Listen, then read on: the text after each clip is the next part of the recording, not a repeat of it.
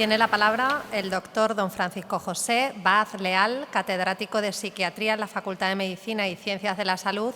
para pronunciar la lección inaugural del curso 2024-2025 sobre erizos y glucocorticoides, algunas consideraciones acerca de la soledad y sus consecuencias clínicas.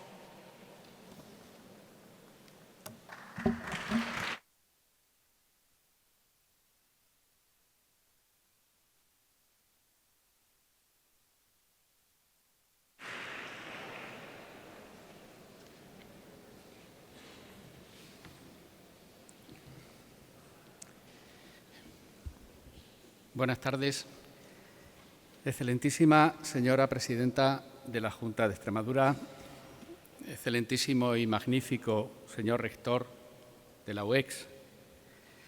excelentísimas e ilustrísimas autoridades académicas, civiles, militares y religiosas, compañeros y compañeras de claustro, estudiantes, personal de gestión, administración y servicios,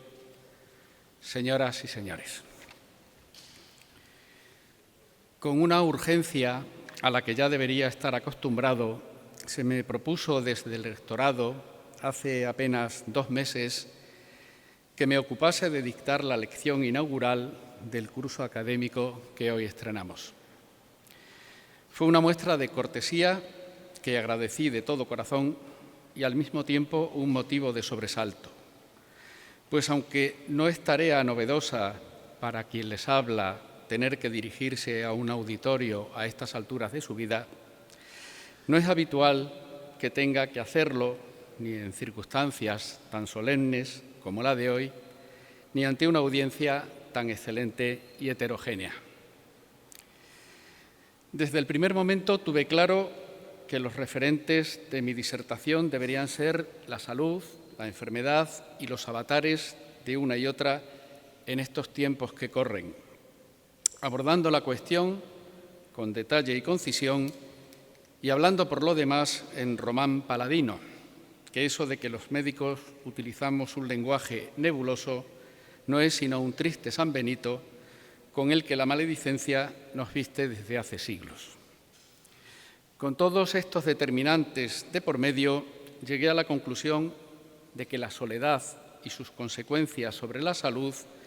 podría ser un tema apropiado, ya que la soledad puede afectar gravemente a nuestro bienestar, como intentaré demostrar en los próximos minutos. Y está ahí, instalada en la vida de cada uno de nosotros, compañera de camino tenaz y por veces inoportuna. Por lo demás, poder hablar hoy aquí de un tema relativo a la influencia del entorno interpersonal sobre la salud me va a permitir introducirles en el ámbito de la neurociencia social y, en concreto, en un área de conocimiento en la que se han movido en los últimos años buena parte de los trabajos de nuestro grupo de investigación, la psico-neuroendocrino-inmunología, posiblemente la disciplina que proporciona una visión más holística de los procesos de salud y enfermedad que afectan al ser humano. Aunque dicen que los mares tranquilos nunca sirvieron para hacer buenos marineros, no es mi pretensión generar ansiedad esta mañana al plantear un tema que puede ser áspero en muchos aspectos, pero tampoco podemos olvidar que la soledad es un estado inherente a la condición humana, un problema complejo, difícil de resolver, como ya pusiese de manifiesto Schopenhauer con su dilema del erizo, en el que se apoya parcialmente el título que decidí dar a esta gavilla de reflexiones y que paso a referir ahora para aquellos que no conozcan la fábula. En su obra Parerga y Paralipómena, que viene a significar algo así como anexos y anotaciones, escrita en plena mitad del siglo XIX, Arthur Schopenhauer refiere una historia sobre un grupo de erizos que, azotados por el frío del invierno, decidieron aproximarse para darse calor. El problema apareció cuando, al acercarse, notaron que se hacían daño con las púas, de manera que se alejaron, pero tan solo para sentir nuevamente el dolor del frío, y así procedieron una y otra vez, con aproximaciones y alejamientos sucesivos, Y hasta aquí puedo leer por el momento, como decía la entrañable Mayra Gómez Kemp, a la que seguro que los más mayores recuerdan. En el diccionario de la Real Academia, la soledad viene descrita escuetamente como carencia voluntaria o involuntaria de compañía. Una definición como esta puede llevarnos a pensar que la soledad es A, el resultado de una decisión libre, o B, una circunstancia indeseada sobrevenida.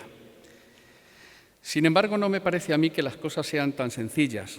convencido como estoy de que el carácter aparentemente voluntario de una acción no eleva a esta necesariamente a la categoría de acto de libertad personal. Cierto es que muchas veces nos apartamos intencionadamente de los demás para conseguir un resultado que difícilmente podríamos obtener en un entorno interaccional ruidoso, por llamarlo de algún modo.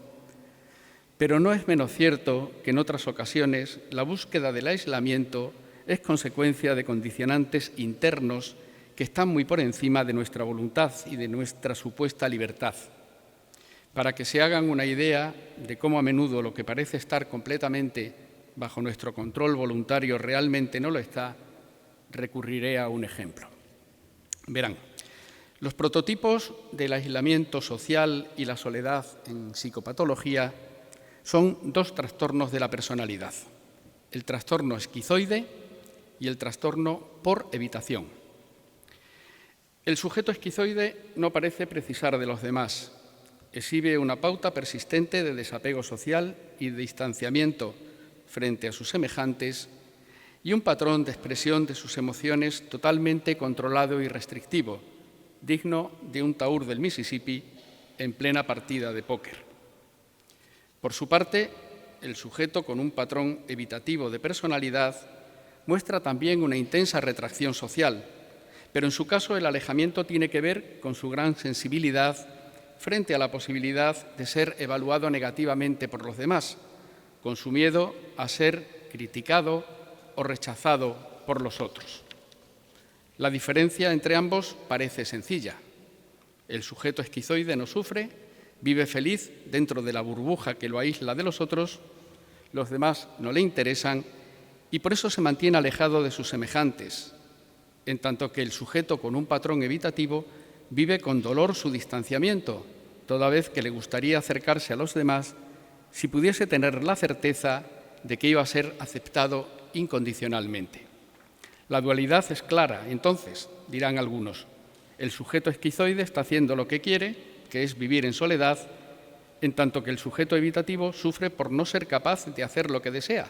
que no es otra cosa que salir de su soledad. Soledad voluntaria frente a soledad forzada. Quod erat demonstrandum. Pues no, señor, no es tan simple. Sobre todo si tenemos en cuenta, por ejemplo, que la tasa de heredabilidad del trastorno esquizoide de la personalidad es de 0,61, lo que significa que los factores genéticos podrían explicar hasta en un 61% su aparición, y la del trastorno evitativo de la personalidad es de 0,64,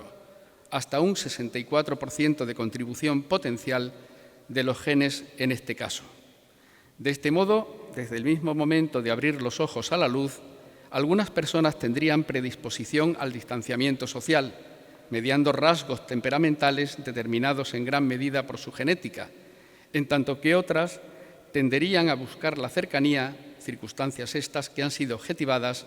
a través de estudios con gemelos. Pero las cosas no acaban aquí, porque en la búsqueda de la soledad pueden estar implicados otros elementos, algunos tan cotidianos, tan de andar por casa, como los niveles de colesterol LDL. Sí, me estoy refiriendo al colesterol malo, el asociado a la aterosclerosis y a la posibilidad de padecer enfermedades cardiovasculares.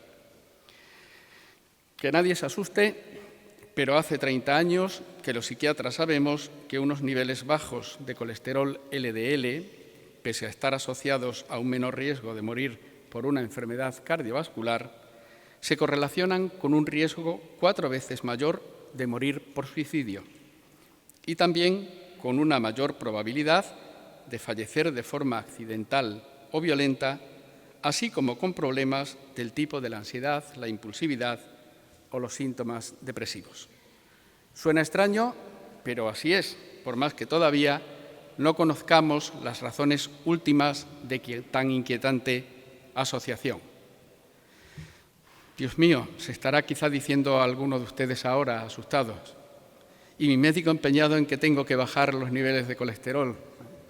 Pues casi prefiero el infarto a acabar mis días colgado de una viga o bajo las ruedas del tren. Bueno, tranquilos, les digo. No se alarmen quienes estén tomando estatinas, porque no está demostrado que su uso clínico se asocie a un mayor riesgo de muerte violenta, toda vez que los factores determinantes de la asociación colesterol bajo-autoagresión parecen tener que ver con elementos genéticos compartidos y con otros factores, como los ligados a la inflamación, de la que luego hablaremos. Si traigo este inquietante y cotidiano hallazgo aquí, es sencillamente porque en relación con lo que les estoy planteando acerca de la decisión de aislarse como puro acto de voluntad y habiendo hecho referencia a la personalidad esquizoide, en tanto que prototipo de búsqueda activa del aislamiento, un estudio muy reciente desarrollado en Japón ha puesto de manifiesto que los bajos niveles de colesterol LDL están también asociados a la existencia de rasgos esquizoides de personalidad. ¿Soledad voluntaria frente a soledad impuesta? Todo parece indicar que, como tantas otras veces en esta vida, la explicación no es sencilla, que hay factores implicados que a menudo están por encima de esa capacidad que ingenua y omnipotentemente nos atribuimos los humanos a la hora de interpretar nuestra conducta. ¿Son el aislamiento social y la soledad una sola y misma cosa, como en una primera aproximación pudiera parecer, o por el contrario, son fenómenos diferenciados? En el plano conceptual es posible establecer algunas diferencias, ya que el término aislamiento social es un concepto fundamentalmente cuantitativo, ya que tiene que ver con el número de miembros de la red social de una persona y con la frecuencia de los contactos que mantiene, en tanto que el término soledad hace referencia a lo cualitativo, a la valoración subjetiva del individuo, a la discrepancia existente entre lo que tiene y lo que desearía tener en lo relativo a sus relaciones interpersonales. El aislamiento social es la carencia de relaciones. La soledad es el sentimiento de sufrir una carencia. Un ejemplo de las diferencias entre aislamiento social y soledad lo encontramos en el caso de la pandemia de COVID-19 y las medidas puestas en marcha para combatirla. Lo que inicialmente fue un simple distanciamiento físico destinado a prevenir el contagio dio lugar en muchos casos a una situación de aislamiento social que generó en algunas personas un sentimiento de soledad emocional. Desde esta perspectiva, es evidente que una persona puede estar temporal o permanentemente separada de los demás y no llegar a sentirse sola, o por el contrario, puede sentir la más absoluta de las soledades en medio de una multitud. La Organización Mundial de la Salud no se anda por las ramas cuando, al hablar del potencial lesivo de la soledad, afirma que constituye un grave problema de salud pública, sobre todo para los sectores más envejecidos de la población, dada su capacidad para provocar daños en la salud física y mental, hasta donde ambas formas de salud se pueden considerar diferentes, y se lo dice un psiquiatra, inducir un deterioro de la calidad de vida del individuo y provocar un acortamiento de la expectativa de vida. Para que puedan comprobar que no es exageración, les proporciono algunas cifras extraídas de diferentes estudios recientemente publicados. Un sistema de apoyo interpersonal sólido viene a ser algo así como un seguro de salud, ya que se asocia a una reducción del riesgo de morir del 50%. Por el contrario, las situaciones de aislamiento social y soledad se asocian a un aumento de las posibilidades de morir.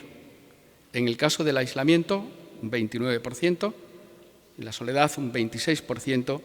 y el hecho de vivir solo en un 32%, lo que convierte a la falta de relaciones sociales en un problema con un impacto sobre la salud que es mayor que el que tienen el consumo de tabaco, el consumo de alcohol, la falta de actividad física o la obesidad. El problema, por otra parte, no es exclusivo de las personas mayores, ya que la soledad puede afectar a sujetos de todas las edades, especialmente a los que padecen trastornos psiquiátricos, a las personas con enfermedades crónicas que limitan su movilidad o su capacidad comunicativa, por sordera o mudez, y a los individuos que pertenecen a grupos estigmatizados o marginales. Tampoco es la soledad algo que tenga que ver con los cambios en los patrones de relación o con la estructura social actual. De hecho, una vez más, la contribución global de la genética a una situación consolidada de soledad podría suponer hasta un 65%, frente a los factores ambientales, es decir, los que no dependen de los genes, a los que podría corresponder un máximo del 58%, si bien la influencia de la genética estaría siempre mediada por factores ligados a la personalidad del individuo. Las mejoras en la medicina, la educación y la alimentación han traído consigo un aumento de la esperanza de vida de los ciudadanos, al menos en las sociedades industrializadas. Según el Instituto Nacional de Estadística, la expectativa de vida aumentó en 8 años en España entre 1980 y 2022, situándose por encima de los 83 años en la actualidad. Como contrapartida, dado que existe una relación directa entre la edad y la posibilidad de padecer situaciones de aislamiento y soledad, el porcentaje de la población en riesgo de vivir en tales condiciones también se ha incrementado. El aislamiento social y la soledad han adquirido en muchos países dimensiones epidémicas, llegando a afectar a más de 4 de cada 10 ciudadanos. De acuerdo con estudios internacionales, en Europa el 25% de los adultos mayores de 65 años no institucionalizados podrían estar viviendo en una situación de incomunicación social. En nuestro país los estudios son escasos, pero los que hay arrojan resultados muy similares, con hasta un 23% de la población mayor de 65 años viviendo en hogares unipersonales. Si extrapolamos estos datos a la población extremeña, utilizando los proporcionados por el Instituto de Estadística de Extremadura relativos a 2023, tendríamos que más de 50.000 personas mayores de 65 años podrían estar viviendo en una situación potencialmente lesiva. De hecho, en la actualidad, alrededor del 30% de los hogares extremeños están habitados por una sola persona, una cifra que podría elevarse a más del 38% en un plazo de 15 años. Son datos para tener en cuenta, querida presidenta, ya que estaríamos hablando de un porcentaje muy significativo, en torno al 5% de la población total de nuestra comunidad autónoma. De acuerdo con los datos que aporta la literatura, las personas en situación de aislamiento social y soledad tendrían un riesgo incrementado en un 25% de padecer cáncer, un 29% más de posibilidades de morir de forma prematura, un 29% más de posibilidades de padecer enfermedades coronarias, un riesgo incrementado en un 32% de sufrir un infarto de miocardio y un riesgo un 30% mayor de padecer enfermedades cerebrovasculares y desarrollar demencias. En sujetos con enfermedades cardiovasculares aislados socialmente, el riesgo de muerte está multiplicado por 4. Como veremos más adelante, numerosos trastornos y síntomas psiquiátricos aparecen asociados al aislamiento social y la soledad, en especial la depresión, la ideación suicida, el abuso de alcohol, las conductas impulsivas y agresivas y la ansiedad social. La toma de conciencia acerca de estos hechos condujo en 2018 a la creación de la Secretaría de Estado de la Soledad en el Reino Unido y a la creación del Ministerio de la Soledad y el Aislamiento en Japón, en el año 2021. En España ha habido algunos intentos de hacer frente al problema por parte de organizaciones sociales y religiosas, ayuntamientos, diputaciones, gobiernos autonómicos y otras instituciones. Pero hasta el momento, al igual que sucede con el tan necesario Plan de Salud Mental, no disponemos de una estrategia específica y consistente a nivel estatal para luchar contra la soledad. Esto es especialmente relevante, ya que aunque la correlación entre salud mental y soledad es bidireccional, a nivel causal todo parece apuntar a que básicamente la soledad es el predictor y la psicopatología la consecuencia. En otras palabras, que en tanto que la soledad tendría una gran capacidad para generar problemas de salud mental, una buena salud mental no garantizaría la inmunidad frente a los efectos negativos que conlleva el hecho de sentirse solo. Por ello, puede que no tenga mucho sentido elaborar un plan dirigido a mejorar la salud mental de los españoles, algo que nos hace mucha falta, sin tomar medidas paralelas para controlar el efecto negativo que la soledad y la incomunicación social pueden estar teniendo a la hora de generar problemas de este tipo. La percepción de la soledad como algo capaz de hacernos daño está dentro de nosotros y nos ha acompañado a lo largo de nuestra historia. John Terence Cacioppo, uno de los fundadores de la neurociencia social, a quien algunos llamaban Dr. Loneliness, elaboró la denominada teoría evolutiva de la soledad. De acuerdo con sus planteamientos, desde los albores de la historia, la supervivencia de nuestros antepasados habría estado ligada al mantenimiento de los vínculos sociales, toda vez que el grupo les proporcionaba protección frente a los depredadores, protegía la propiedad personal, incrementaba la efectividad de las tareas de caza y agricultura, favorecía la reproducción y brindaba apoyo en la crianza de los hijos. Para cualquier individuo, estar solo o ser excluido del grupo incrementaba de forma significativa sus posibilidades de morir y de no reproducirse, lo que venía a ser también una forma de desaparecer. En este contexto, el sentimiento de soledad habría funcionado como un sistema de alerta en el plano psicológico, de forma parecida a como el dolor lo hace en relación con un posible daño corporal. La percepción de la soledad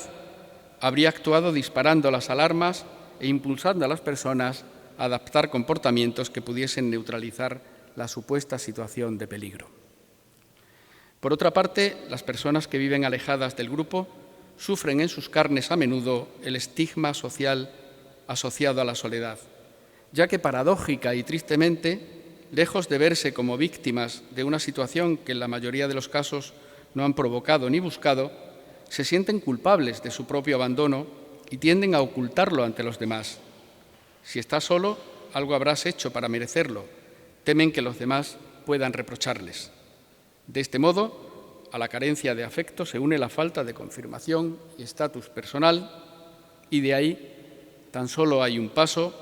hasta la anomia, de la que ya en 1897 hablaba Émile Durkheim en su obra El suicidio, identificándola como uno de los elementos básicos que llevan a una persona a la autodestrucción. Cuando el sujeto siente que no comparte un marco común de expectativas y comportamientos con los que le rodean, las normas y los valores comunes se debilitan, promoviendo la aparición de un sentimiento de no pertenencia que aún va a intensificar más el sentimiento de soledad. Surge así esa sensación de ser un extranjero en el propio mundo, de la que hablaba George Simmel en 1903 en su libro La metrópolis y la vida mental. Ajustándose a los mecanismos que han contribuido a nuestra supervivencia como especie sobre el planeta durante los últimos 3 o 4 millones de años, ante situaciones interpretadas como amenazantes, nuestros sistemas neurobiológicos de adaptación se activan y suelen ser eficaces. El problema es que los cambios adaptativos, tan funcionales a corto plazo, pueden convertirse en fuente de problemas muy importantes si se mantienen en el tiempo y su acción se cronifica. La respuesta al estrés tiene diferentes fases e implica a varios sistemas neurobiológicos, dependiendo la activación de uno u otro de la duración del agente que genera la situación de estrés. Supongan que abren el buzón y encuentran dentro una notificación de la agencia tributaria. Los efectos son inmediatos. La frecuencia cardíaca aumenta, la presión arterial se eleva y el ritmo respiratorio se acelera. ¿Qué ha sucedido? Pues simplemente que tras la percepción de una amenaza ha entrado en funcionamiento nuestro sistema nervioso simpático, que actúa como primera red de adaptación a través de una respuesta inmediata, mediante la liberación directa por parte de sus neuronas de adrenalina y noradrenalina a nivel de órganos como el corazón o los pulmones. El objetivo de tales cambios es que los músculos y el cerebro dispongan de más sangre, de más oxígeno, de más nutrientes, para hacer más efectivas las conductas de lucha o fuga, que en el caso de los requerimientos de Hacienda son ineficaces a todas luces, lo que nos mete en el terreno de la denominada indefensión aprendida, aunque eso es materia de otra lección. Si la amenaza persiste, y voy a abandonar el ejemplo fiscal para no atormentarles innecesariamente, se produce la activación de otro sistema, el denominado eje simpático adrenomedular, que también va a liberar adrenalina y noradrenalina, al igual que ha hecho el sistema simpático, aunque con una liberación directa al torrente sanguíneo, consiguiendo un efecto más intenso y duradero. Si la situación provocadora de estrés se mantiene aún durante más tiempo, entra en escena un tercer elemento de adaptación, el eje hipotálamo-hipofisario adrenal, responsable de la respuesta de estrés a medio y largo plazo. La acción encadenada de diferentes hormonas, iniciada en una pequeña zona situada en la base de nuestro cerebro, terminará provocando la liberación de cortisol por parte de las glándulas suprarrenales. Actuando sobre los receptores de glucocorticoides, el cortisol inducirá fenómenos antiinflamatorios, evitando así que la reacción de estrés pueda llegar a ser dañina para nuestro organismo. Una vez que cesa la situación generadora de estrés, entra en juego el sistema nervioso parasimpático, que revertirá los cambios que había puesto en marcha la activación simpática y devolverá a la normalidad las funciones corporales que se vieron afectadas por la respuesta inicial. ¿Es el estrés perjudicial para la salud? Puede estar preguntándose alguno. Miren, en nuestra sociedad de hoy, tan hiperestésica, tan endeble frente al malestar, existe la tendencia a considerar que sí, que el estrés, así, sin matizaciones, es fuente de problemas y un peligro para nuestra salud, pero no hay nada más alejado de la realidad. El estrés es el motor de la hormesis, de nuestra capacidad de cambio y adaptación. Pasar por situaciones difíciles nos hace más fuertes, más resistentes frente a las agresiones del entorno, más hábiles y capaces en el plano cognitivos, más sanos, en una palabra. El equilibrio entre los diferentes sistemas de adaptación, la alternancia entre activación y desactivación de los sistemas de afrontamiento, garantiza una adecuada acomodación a un entorno en todo momento cambiante. Los problemas aparecen cuando el parasimpático no llega a entrar en acción porque las circunstancias que desencadenan la respuesta al estrés se mantienen a lo largo del tiempo, o lo que es lo mismo, cuando la respuesta de estrés se convierte en un patrón persistente de respuesta. En este caso, se generaliza un estado de activación que, lejos de proteger al organismo, lo daña. La culpa es de los glucocorticoides, o para no ser injustos con ellos, de su liberación continuada y excesiva. Decía Paracelso que toda sustancia es veneno, que no hay nada que no lo sea, que era la dosis lo que distinguía el veneno del remedio. Estamos ante un hermoso ejemplo de ello. Sabemos que los glucocorticoides reducen la expresión de proteínas proinflamatorias y favorecen la expresión de proteínas antiinflamatorias. El problema surge cuando hay una activación continuada de los receptores, porque en ese caso la célula termina por volverse insensible. Es como si todos los días uno de nuestros cuñados nos contase el mismo chiste. Terminaría por no hacernos gracia, por mucho que nos hubiésemos reído la primera vez que nos lo contó. ¿Y qué sucede entonces con la respuesta de estrés, no con el chiste de nuestros cuñados? Pues sucede que entramos en un escenario nada conveniente para nuestra salud, teniendo en cuenta que los glucocorticoides están relacionados con fenómenos muy importantes que se ven perturbados. Introduzcamos en este esquema la soledad y la incomunicación persistentes como factores que activan crónicamente la respuesta de estrés y podremos entender cómo tales situaciones, mediando la resistencia a los glucocorticoides secundaria a su liberación continuada, va a favorecer la entrada en escena de factores que provocarán cambios que afectarán de forma negativa a nuestro organismo. De este modo, nos encontramos a nivel neurobiológico ante una situación que favorecerá el deterioro de nuestro cerebro, el envejecimiento y la pérdida de capacidad de respuesta de nuestro sistema inmunológico y el envejecimiento celular, por la vía de la proliferación de procesos inflamatorios y por la alteración de la microbiota, un colectivo de 100 billones de microorganismos que viven en nuestro intestino, 200 gramos de animalitos de toda clase y condición que parecen jugar un papel fundamental en el control de la inflamación y la respuesta inmune. A ello se añadirá la tendencia al desarrollo de malos hábitos y la emergencia de diferentes trastornos mentales. ¿Qué problemas de salud se pueden ver entonces afectados negativamente por la soledad? Ahí va una lista no exhaustiva de problemas, algunos de ellos ya comentados: enfermedades cardiovasculares, alteraciones cognitivas y trastornos neurocognitivos, diabetes mellitus, cáncer, problemas relacionados con la salud mental, dentro de los que me gustaría destacar por su relevancia y el dolor que conlleva el del suicidio, favorecido por el hecho de vivir solo, por el aislamiento social, por el sentimiento de soledad, por el sentimiento de alienación y por la ausencia de un sentimiento de pertenencia a la colectividad, de los cuales el sentimiento de soledad es el predictor más poderoso. Otras enfermedades en cuya base parece existir un fuerte componente psicosomático: fibromialgia, artritis reumatoide, osteoartritis, dolor lumbar, discopatías, acúfenos, asma, y también problemas relacionados con el consumo de sustancias, incluyendo el uso incrementado y a menudo descontrolado de fármacos prescritos por los médicos como opioides o benzodiazepinas. Todos estos problemas y algunos más están descritos en el fascículo que contiene el texto completo de la lección, al que remito a todos los interesados. ¿De qué manera podemos abordar el problema de la soledad y sus consecuencias desde el punto de vista de la salud pública? Parece evidente que el primer paso debería ser su reconocimiento en tanto que problema de salud pública, porque un problema no se puede resolver si no se formula adecuadamente. A este nivel, la investigación epidemiológica es fundamental para dimensionar el problema, para conocer su impacto real sobre la población y también para detectar factores de riesgo. Los datos obtenidos deberían traducirse en prácticas concretas que deberían ser minuciosamente evaluadas en lo referente a su efectividad, evitando intervenciones buenistas, apoyadas más en las buenas intenciones que en un análisis objetivo de las necesidades de la población afectada.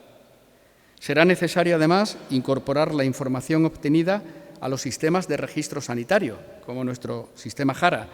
para su consideración sistemática por parte de los profesionales de la salud, al igual que se hace con otros factores de riesgo. Tenemos que formar a los profesionales, comenzando por los estudiantes de Ciencias de la Salud, extendiendo luego la formación al periodo de residencia de las especialidades más implicadas: medicina interna, medicina preventiva y salud pública,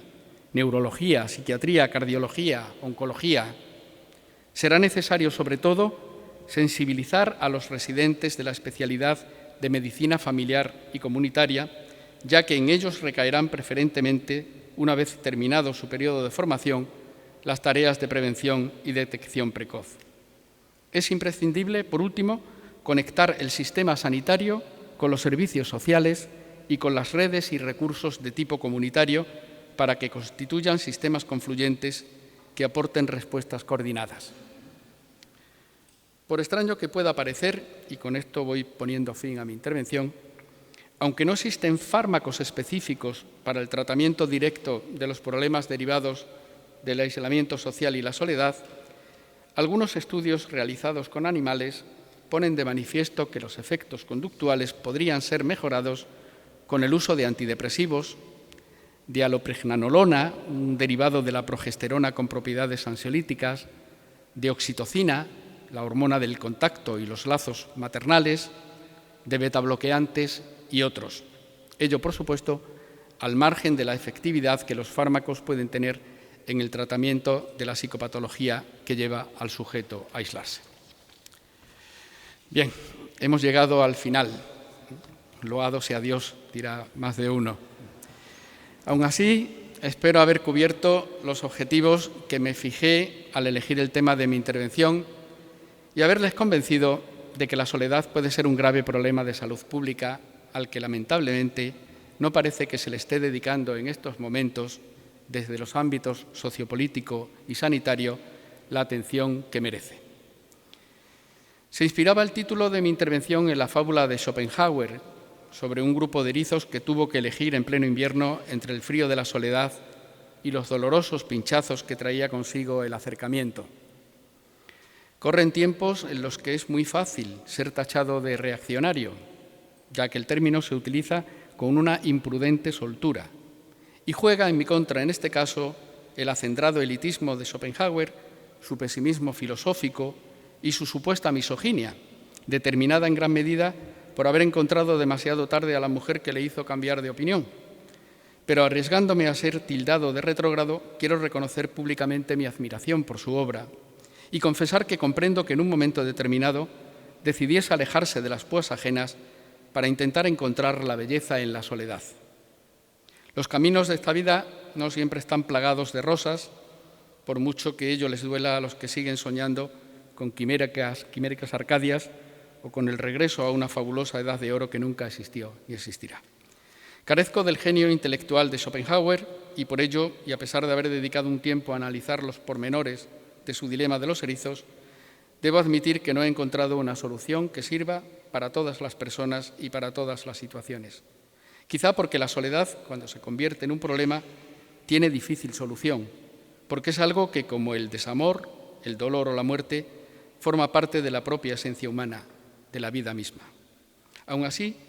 quiero dejarles a modo de epílogo una recomendación. Luchen por evitar la soledad vacía, la soledad que hace daño, esa soledad que conduce a una hiperactividad del eje del estrés, que induce fenómenos de resistencia a los glucocorticoides, que activa procesos inflamatorios, deteriora la función inmune y envejece los cromosomas. Pero no huyan de una soledad que puede ser productiva y saludable. Muévanse en diferentes distancias para evitar con ello morir de frío o dañar a los demás con sus propias espinas. Enseñemos a nuestros hijos a vivir en la proximidad y en la distancia, pues seguramente en esa gama de alejamientos y aproximaciones esté la sabiduría y también la salud, tanto la física como la mental, que ya les dije que no tenía muy claro dónde empezaba una y terminaba la otra. Ayudémosles a encontrar ese punto en el que sientan una incomodidad y un frío llevaderos y a vivir instalados en un malestar soportable, la más racional y menos mala de las opciones, al menos en mi opinión. Decía el actor Robin Williams: yo pensaba que lo peor que a uno podía pasarle en esta vida era acabar solo, y no es así. Lo peor que nos puede suceder es acabar con gente que nos haga sentir solo. Creo que tenía más razón que un santo. Y ya puestos, todavía me voy a permitir darles un segundo y último consejo, una sugerencia que en parte deriva de la primera y en parte tiene que ver con la máxima evangélica que nos conmina a amar al prójimo como a nosotros mismos. Si tienen personas cerca a las que realmente quieren, sobre todo si están entradas en años y ya no son lo que eran, hagan todo lo que en su mano esté para mantenerlas a su lado. Regálenles un perrito al que cuidar o una tablet que las mantenga en contacto con el mundo, que son cosas que no estarán de más. Pero si de verdad las quieren y desean tenerlas el mayor tiempo posible, regálenles compañía, porque al hacerlo les estarán regalando salud y vida, los bienes más preciados, los que todos deseamos para nosotros mismos. Muchas gracias otra vez al rector y a su equipo de dirección por concederme el privilegio de poder dirigirme desde esta tribuna esta mañana a todos ustedes, a los que agradezco sinceramente la atención que me han dispensado. Buenas tardes.